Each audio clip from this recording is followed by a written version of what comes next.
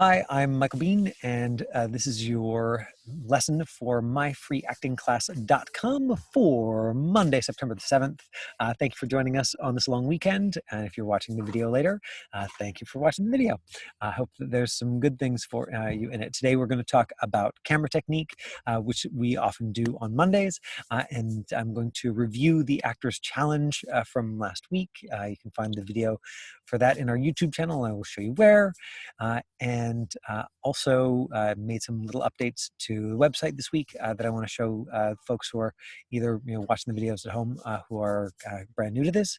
I also have a question for you, which if you could put your answer in the chat window at some point today during the lesson, I would really appreciate it, which is that would this lesson still work the same for you if it was 4 to 4:30 instead of 3:30 to 4? Because I've had it brought to my attention that some people's school schedule, right? School started, is starting tomorrow for a lot of folks.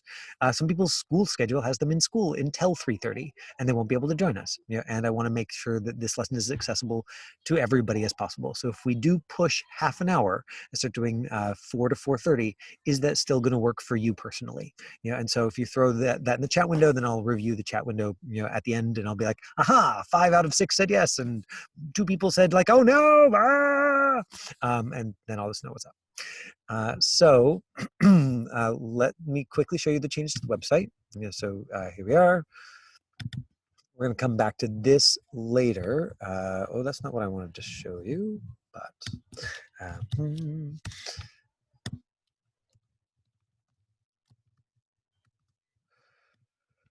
so the My Free Acting Class website I've updated with the with this week, camera technique. Tomorrow we're going to talk about confidence. Wednesday is this week's Actors Challenge and story breakdown.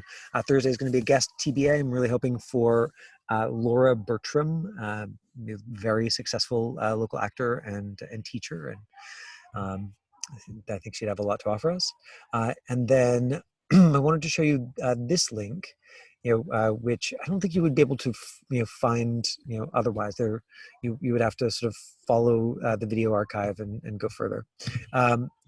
Which is, if you go to bizstudio.ca/free, you remember that several of the casting directors who joined us said that several casting directors said that I could only share their links with students, and so so it's not there. Lots of the casting director videos are sort of hidden, on YouTube, and but if you go here to www.bizstudio.ca/free, I made this post for the students at my school just recently, and it's like this stuff is really familiar, but then down here, special guests, what we've got is links to a whole bunch of the casting director videos. So Jackie Lind, Chris Wozniacki, Tiffany Mack, Judy Lee, Candice Elzinga, Corinne Clark, and Maureen Webb unfortunately didn't want to be shared, but producer Tina Peme, if you haven't watched that one, I would say watch that one first. It's almost, the more relevant, than the casting director videos, or not more, but maybe it's just that it was new and interesting for me because I've interviewed much more casting directors than I have producers. So I just put that in the chat window. That's where you can find that, and that's what I wanted to show you to start with. Now, quickly talking through the normal bits and pieces, for camera day, which is eyelight, eyeline, framing, lighting, sound. We're going to talk marks and movement when we see the scenes. Framing is what the camera sees. We want just head and shoulders, right? So Deborah currently, Melissa, Eve are all in like a perfect medium close-up. Top of their head, no space above their head. Well, we've got a little too much space over Melissa's head.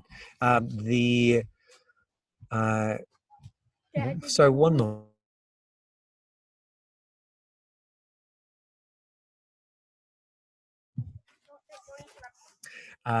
Parenting moment. So that's framing. Lighting, eye light, eye line is the line between your eyes and what you're looking at. I think definitely Eve, but I believe also Melissa and Deborah will have to go and look at their videos. But what we want is 2 eye lines on opposite sides of the camera. So that makes it super clear if your eyes are very close to the camera, but just on one side and just on the other, makes it clear there's 2 different things with 2 different emotional relationships. And with so many things to juggle, it's a really easy thing to overlook. And so what you'll see is that I remember vividly for Eve's, and like I said, I'll have to check for Deborah and Melissa's when we go back and look at them. But because both eye lines are on the same side of the camera, it's unclear a little bit the different emotional relationships. It just makes it harder for the actor to make it clear to the audience, this is one thing that I feel this way about, and this is another thing I feel a totally different way about.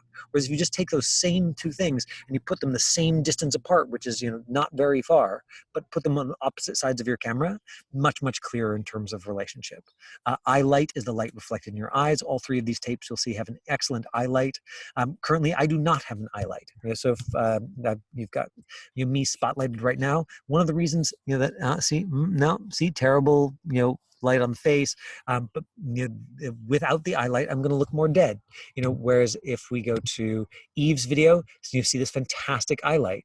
That's what makes somebody look alive on camera. It's just part of what we're used to. What we're seeing in Candy's video is that she's very harshly backlit, so we can't see her face almost at all. So this is a normal thing for tapes, and I would say that in general, a tape like with a background like mine, or like Candy's, would probably be disqualified. They'd watch the first 10 seconds of it in case there was something that really grabbed them, and they'd be like, ugh, I just can't make this out. Where something like the way that Deborah and Melissa and Eve have it set up looks so much cleaner and more professional, that they're more likely to pay attention. It makes you seem like maybe you are just like magical and sparkly and more interesting, but it's just purely technical.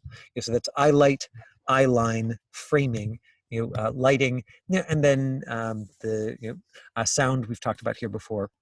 It's just important that your reader be closer to, that you be closer to the camera than your reader is. If the reader is closer to the camera, if the reader is louder, then they're distracting. And I think we talked about that last week, and that was like a really fantastic technical correction that everybody made.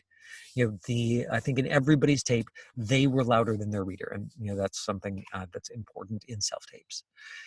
Marks and movement. If we can, let's take a look at these tapes really quickly and just review them, talk about them a little bit, and then jump into like a fun little actory challenge thing. It seems like I thought we might have some young folks here, and so I pulled a young folks scene. But if we don't, unless Reese and Ariane really want to jump in, then I can pull a short adult scene, and we can do some movement on camera for that as well. So the Actors Challenge was from a show called NCIS, Naval Criminal Investigation Service. The lead character looks like he's maybe in his 50s. It's kind of unclear. He's got that kind of like Hollywood look where it's like, okay, he's got gray hair, but like, but that means that the audience is probably also that age, or like the main chunk of the audience, which is something that when we broke down, or I broke down an NCIS scene here, we looked at that and talked about the aspirational age of the audience. So it's just something to think about: is who is this show for? Probably this show is mainly for mature adults.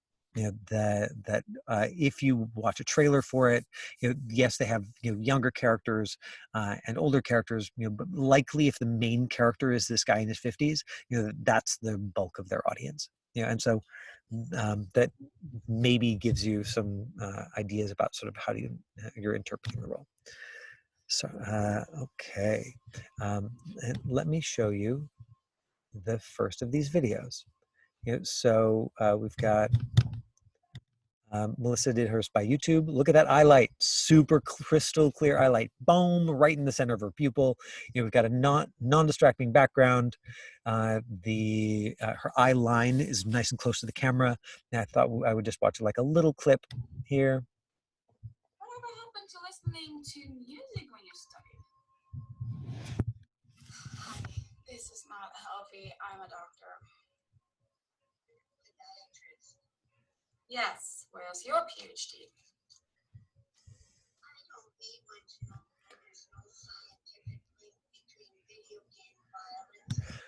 right? So we've got her listening. We've got these like nice subtle reactions. One of the reasons that I picked that particular clip is that you can hear the transition. It's very subtle from pushing a little bit, with that first line, that little bit of like, here's how I want you to think I'm feeling, and then her volume drops, and it becomes more honest. So one of the things that I really love about this tape, but really these exercises in general, is I want to see the edges. I want to see you taking risks and trying new things. And I haven't talked about this very much before, or at least not for some time, but the most growth happens in the place where you are sometimes getting it and sometimes not, right? So um, it's called if you wanted the fancy term for it and you wanted to like go look it up, or if you were in education and interested at all, it's called the zone of proximal development. But the idea is that if there's a circle of the things you can do, if you do something that's right near the center of the circle, your circle gets smaller and smaller and smaller. And if you pick something that's way outside, your circle doesn't necessarily get bigger because it's so far outside that you're very likely to not succeed. Or if you do just succeed, it's very unlikely that you will be able to internalize that and go like, oh, I know why I succeeded, and I can definitely do it again. And so the place where there is the greatest opportunity for growth is in this zone that's right here on the edge, where it's like sometimes I can succeed, especially with the right kind of support, but it's also there are times when I'm not completely able to do it, either technically or as an actor. And I think that that's where you want to keep your work, and those are the kind of classes you want to be in, is the ones where you're getting the kind of support you need to feel successful there, but you are genuinely taking a risk. And so what I saw as an acting teacher in that first line is just that little bit of stiffness. There's also a little bit of lag, which they might be experiencing technically between the two of them. But again, the reader is very, very slow, which happened last time and happened with, you'll see with both Melissa's tape and Deborah's tape. That there is often a 2-second pause before when the actor finishes,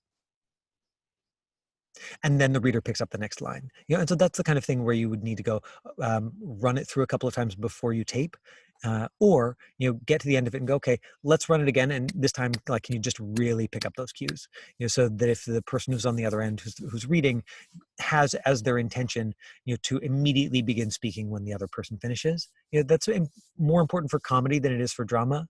But I think the risk is that with being a reader online, where there's already a little bit of lag, you're going to run into that. Sometimes. With Deborah, we've got a different technical issue. I hope you left your videos on, so I hope it's okay. That I'm offering genuine feedback here. But I led with, and I think it's what is the most important thing is that you are sharing and letting yourselves be vulnerable in a public venue, which is so challenging, and I really appreciate it because I think these concrete examples are better than me just saying, for the umpteenth time, here are the basic technical skills again in general. So if we look at Deborah's video, look at that eyelight, so beautiful. The really crystal clear, and she's extremely well lit. So yes, her background is distracting because of the harsh shadow against the backdrop. This is the kind of thing that you might want to experiment with Deborah. But one of the things that we've talked about before is both getting the color right, and this looks like new color, and this fabulous eyelight. Now what you will find, as if I show you a little clip of this, is that because you have the eyeline for the person that you're talking to here, but you have your script down here, it is super obvious every time you need a line. And so it's been a couple of weeks since I went over sight reading, but I think it's really important to remind you that what you want is you want to take the script and on the device, put it directly, or in your hand with paper if that's more your style, put it directly exactly in the same line as the eyes of the person you're looking at. So you can look at their eyes and look straight down for the lines and look back up at them to talk, because then it looks like, to the audience, looks like you are still connecting to the person you're talking to, and then you can get away with not having your lines memorized. But if you do this thing that you're doing right now, again, I don't think that decision makers would watch past the first 15 seconds, because it breaks us out of the scene every time you look for your line. You're like, I'm in the scene, I'm in the scene. I'm in the scene, I'm in the scene. Yeah, and it's just purely a technical thing in terms of like the fix is very, very straightforward. So that's my advice. But I wanted to give you this frame because it's like this is so beautiful. This is real progress in terms of like setting up and taping. I would also say that at the very beginning of the scene, where there's like you walking into the room, that if you're going to modify the scene completely so that you are sitting in a chair, then doing the like sort of half pretend walking into the room, you just like make that clear choice and cut it. And you sort of fell in between where you're like, I'm going to sort of walk in. Anyway, I should show everybody and not just talk about it. Right? Oh, that's why I picked this last moment. I know that one. IRL means in real life. Right, so do you see the look down to the script, and look back up? And then there's great, oh my God. Right, and this is reaction, this sort of beautiful moment where we're seeing the eyes, and then this is why it's useful, to experiment with some kind of editing program, because what we want is to end on, on this moment, seeing your face, boom, clear, seeing the character, and not end on this moment, which is seeing the actor turning themselves off and kind of breaking out of character. On what I was talking about, sort of like stepping into the room. Yo, Em, it's after 8. You should be finishing your homework. What are you doing in there? Right, and so do you see the here I got to cut back so where I can see Deborah. Deborah, do you see the like looking down to the script and up? Where it just makes it super clear that you're an actor reading a script. Whereas if you keep it directly in line, you'll be in better shape. And if you are going to modify the script so you don't step into the room, again, those three things of like do exactly what it says in the script, try that on camera. If it doesn't work, great, keep it all out of the frame. If that doesn't work, yes, you can absolutely change it. You can decide that you're on the computer, and that you can just like, and she happens to be on the next computer next to you, or you can see her room down the hallway from where you are. You can make that change, but if you're going to make that change, you have to actually decide and not do this sort of halfway thing you did there, which is you're like, I'm sitting in a chair because I don't want to, or I can't set it up, my camera's standing, but I'm going to pretend I'm walking in anyway. Okay, and then the reason that I asked Eve to show us sort of what her setup is because look at this self-tape. Right, like, and it's not that most of the reason this looks fabulous, is technical. Right, she's got a perfectly smooth, clean background. She's got fantastic lighting. This makes her look fancier, and because of what's called in cognitive bias, the halo effect, meaning if one thing is amazing, then we just sort of assume that everything about a person is amazing. This is what actors take advantage of visually, is the halo effect. So they're like, wow, it looks so great, it must be great. And I'm just, not that of course people decide that, but it just like hits us on basic animal level. You can look it up. It's called halo effect, H-A-L-O, like the song, like I can see our halo, like that. Right, we've got an eyelight, we've got a little bit of shadow in the background, but not enough to be distracting. In fact, if anything, it like she sort of pops against her background a little bit. I wonder why I queued up this piece of it. Gross, and I'm not being cute. Oh yeah, right. Because I wanted to just make sure that folks who are being vulnerable and giving us tapes, I get a chance to give them feedback a little bit. So what we saw there, even maybe I'll show you a little bit more of the clip first. People record themselves playing video games and broadcast it on the internet. You've heard of the internet, right? Is that transition from something that comes across a little bit actory, where you're sort of not taking the time to find the transition between like gross and then you're sort of going right from one thing into the next without taking that transition time, into something that is more sort of drop back and simple and honest, where you are taking your time with it. And I think that it is always a trap for actors, like that's always going to be there and present. Is that trap of what's the right word for it is I know what's coming next, and so I'm just going to go right into it, instead of okay, my character doesn't know what's coming next, and they're allowed to take time. You're allowed to take time, to react. You're allowed to take time to process.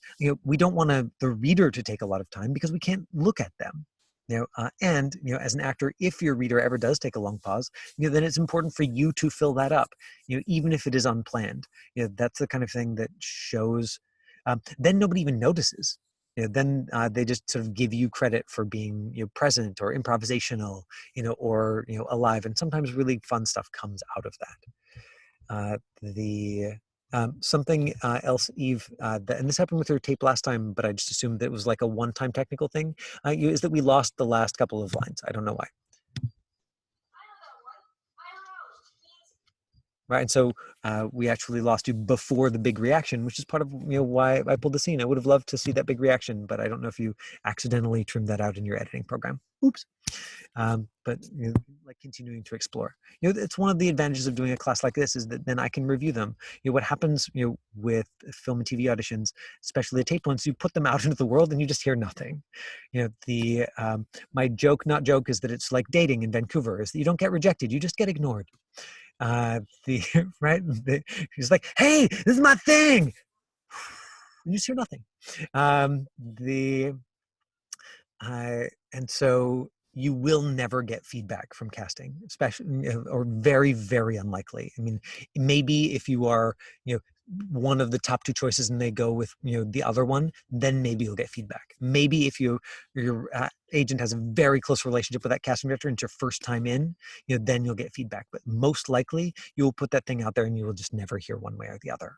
And so putting yourself in a place where you can get feedback and modify is part of the way that you move towards internalizing this skill. So how was that to hear, you three? Was that all right? Okay, good. If you were in class, I would love to give you a chance to sort of like do it again and workshop it and help you like feel successful. But what you're gonna have to do is like do exactly what you did this time, which is like take the notes from last time and put it into the next tape. And so I hope I also said like, hey, you did that, right? Like the audio was cleaner, the backgrounds were cleaner, the highlights were better, so there's a lot of good stuff happening here. Whew. Now, let me pull up a short scene. And I don't have a concrete plan, for tomorrow. Honestly, I just sort of had to pick something and update the page today. So we can sort of see what it's like.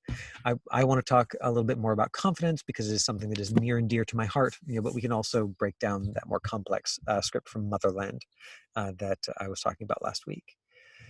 For the moment, Reese and Ariane, do you want to demo something for us? Oh, Reese said it's really noisy, where he is. But Ariane, do you want to demo something for us? No, you don't. Okay. Okay. Thanks for letting me know.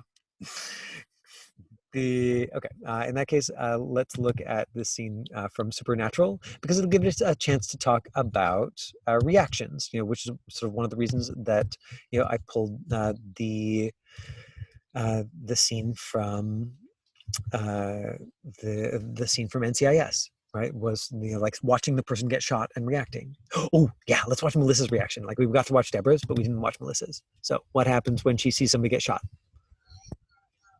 Oh, I know that one. IRL stands for in real life.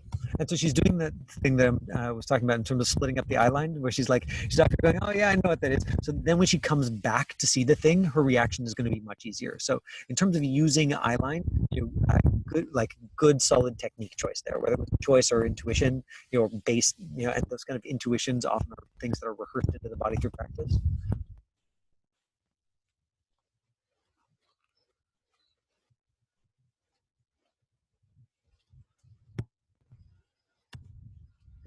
Good. And so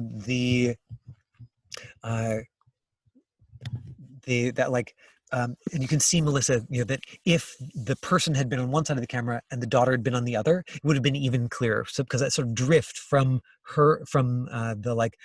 somebody's been shot over to the daughter, because it was on the same side of the camera, a little bit unclear that there's two different people there. Does that make sense?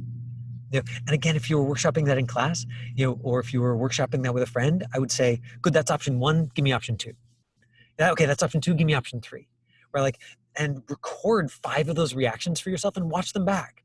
because that one was like so understated. That honestly, I think that you are a skilled enough actor that you could have gone further with it, and stayed within the realm of what is believable. Does that make sense, Melissa? Yeah, great. Right, that balance of like, yes, we want it to be believable. We also want it to be fully expressive. If the scene builds to seeing a murder, happen live on camera, my mind is blown. And that's how you're setting up that, like, that's the function of this character. Then realizing that sort of might require you to go further. That's my impulse in terms of like analyzing the story and helping you out as a coach. All right, let's take a look at this scene from Supernatural. What do we need? We need a Charlie. No, we need Charlie and a Mr. Hill. Candy, because these other three who've left their video on have already done all sorts of stuff. Will you be my Mr. Hill?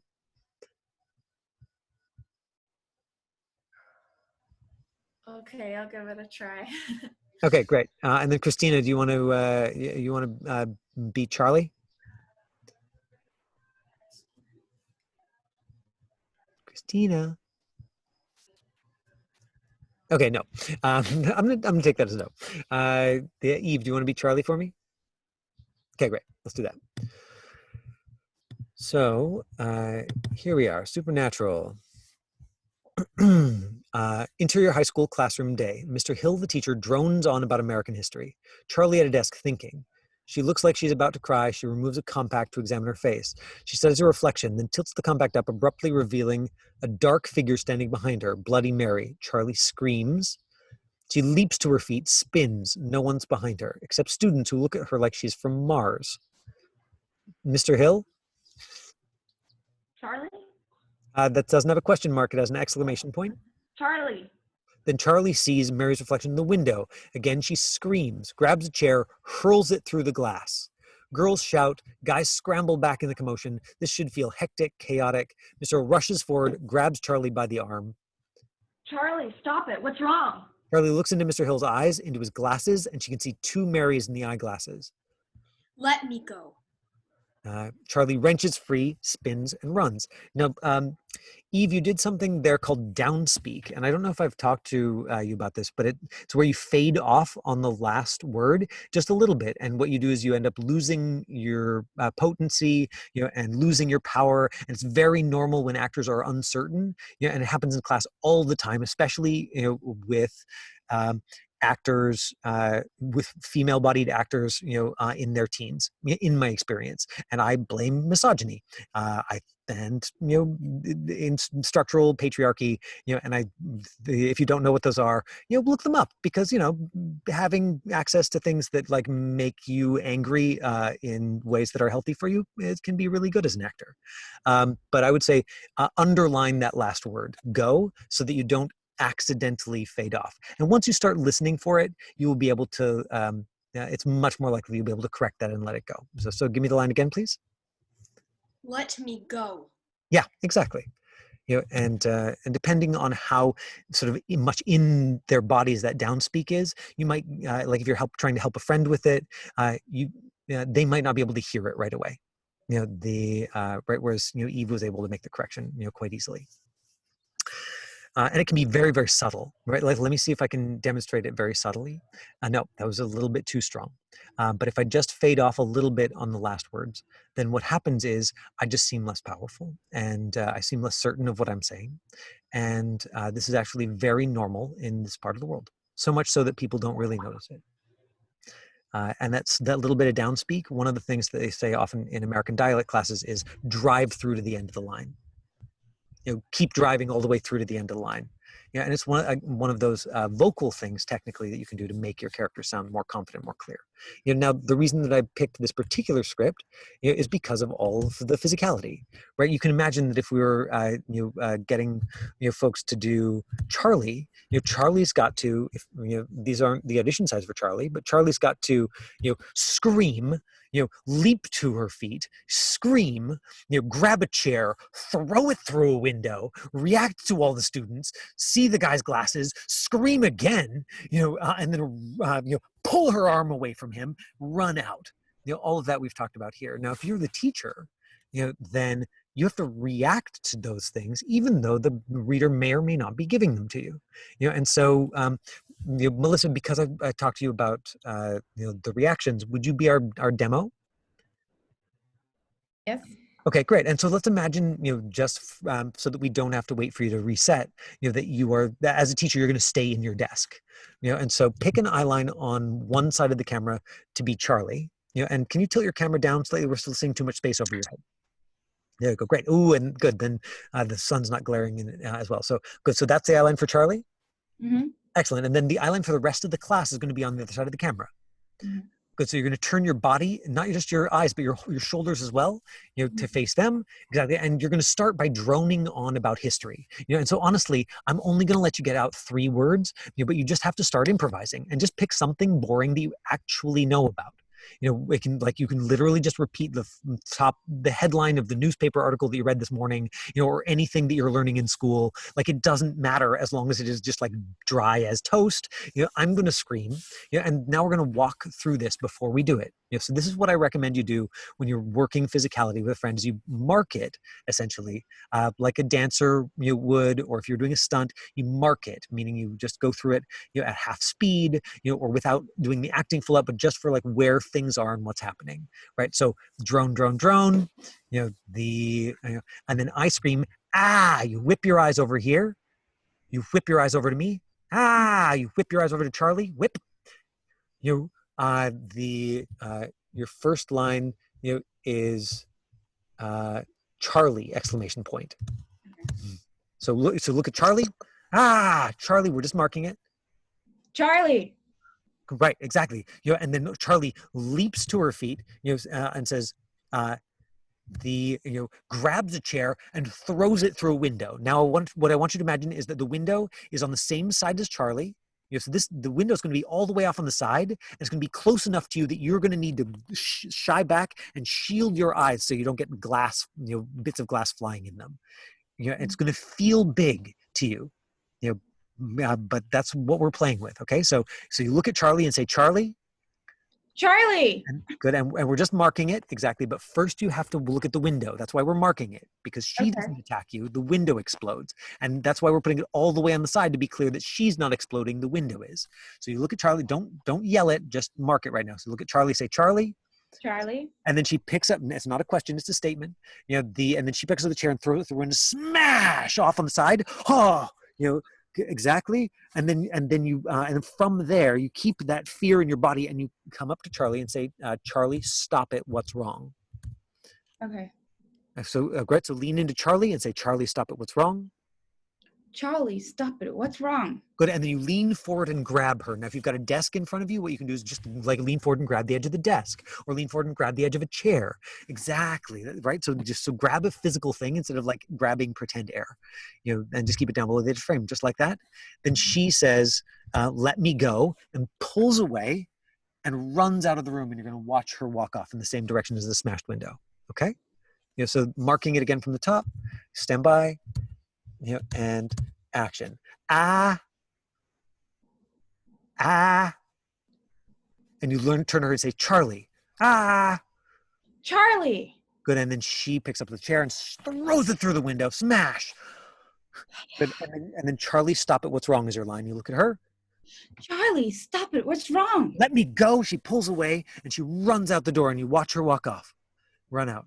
Exactly. And you keep the panic in your body. Now we're going to do it for real, and you're going to improvise that line from the top, and anything, right? Like, aren't you studying law? Like, so just saying something like dry and technical should be really straightforward, right? Okay. Yeah. So just start on the other side of the camera. You want to be as simple and honest as possible. If you use your life, people think you're making it up, and they're like, she's a genius. And you just don't tell them, like, oh yeah, this is just my life I'm using. Okay. Stand by and action. The COVID numbers here in the US. Ah! Charlie! Smash! Charlie, stop it! What's going on? Let me go! Cut. Beautiful, right? And that's how, and so the reactions can be that big. Kept you a little bit over. Thanks for staying with me, friends.